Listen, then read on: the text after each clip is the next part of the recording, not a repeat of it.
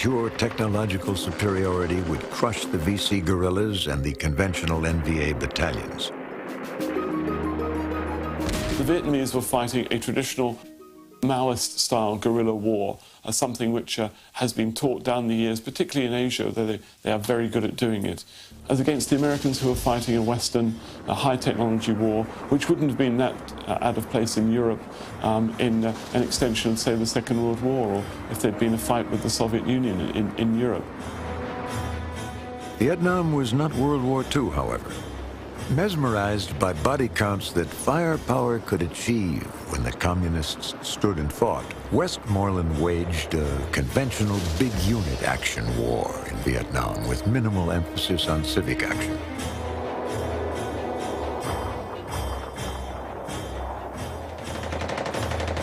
General Westmoreland was sort of a by-the-book type of soldier. He was, in his personal characteristics, a proud man.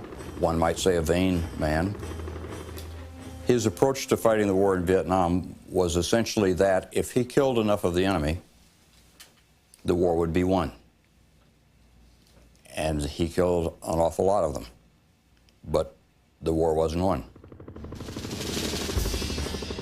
These large American multi-battalion, multi-division sweeps into the remote mountains and deep jungle often allowed the VC and NVA to choose when to fight, usually on pre-prepared battlefields of their own choosing.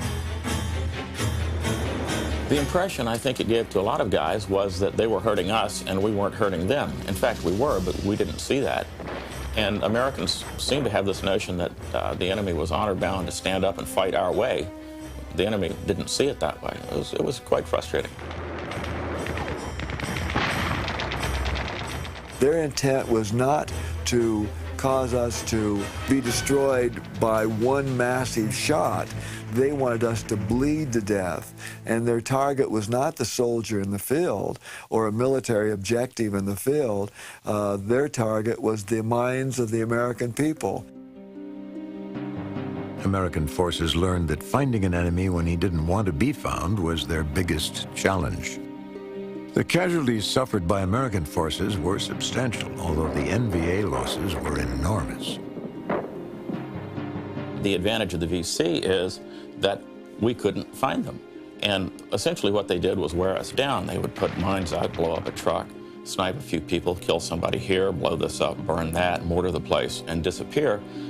It kept our casualties high.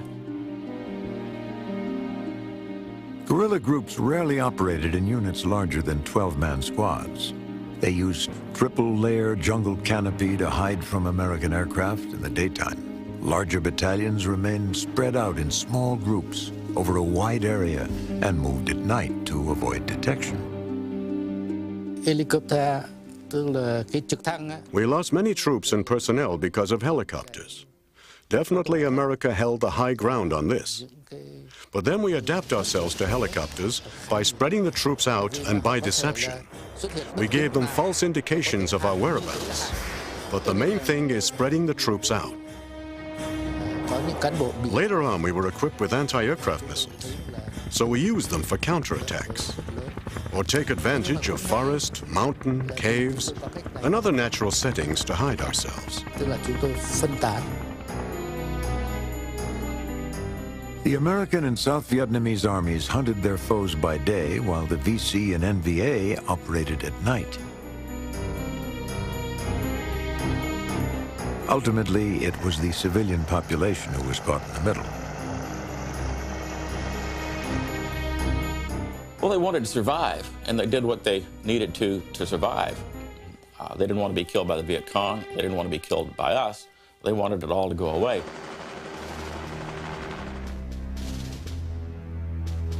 The average NVA soldier was not much different from any other soldier.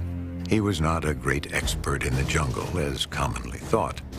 Most came from Hanoi and Haiphong and other large cities in the north. When he left his home country, he was leaving for the duration of the war. I don't think we thought of communism or whatever, but the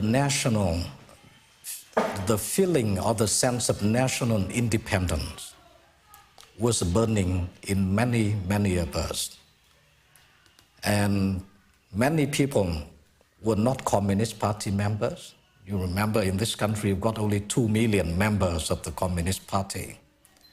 The rest were not Communist Party members, but they would fight on and on.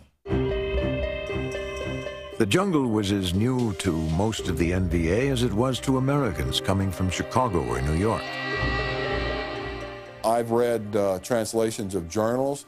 I've talked to enemy prisoners that were just as scared of the snakes and hated the leeches and all the different adversity in the jungle as much as Americans. Of course, there's one big difference. The American was only there generally for 1 year. The North Vietnamese came down the Ho Chi Minh Trail. He knew if he did not end the war, his children, or maybe his children's children, would have to continue the fight. One of the unanswered questions from Vietnam remains the actual number of NVA and VC casualties. Malaria and diseases proved to be as deadly as American bullets.